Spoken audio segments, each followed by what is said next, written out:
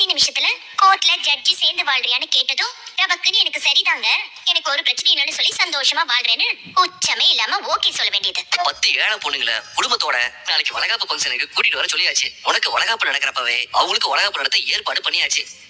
ரொம்ப சந்தோஷங்க. அப்புறம் உனக்கு வேற என்ன ஆசை இருக்கு, அத சொல்லு, நிறைவேற்றிடுவோம்.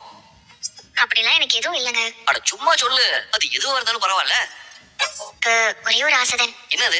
எனக்கு இந்த குடும்பத்துல கிடைக்கிற அன்பும் மரியாதையும் காலத்துக்கும் நிலைச்சிருக்கணும். அது ஒண்ணு மட்டும் தான் என்னுடைய ஆசை. ஏய், என்ன இப்படி கேட்டுட்ட? இந்த மரியாதையும் அன்பும் உனக்கு நினைச்சிருக்காம எங்க போக போகுது? ஆமா, ஏன் இது நினைச்சிருக்குமா இருக்காதான்னு சந்தேகமா கேள்வி கேட்டுட்டு இருக்க?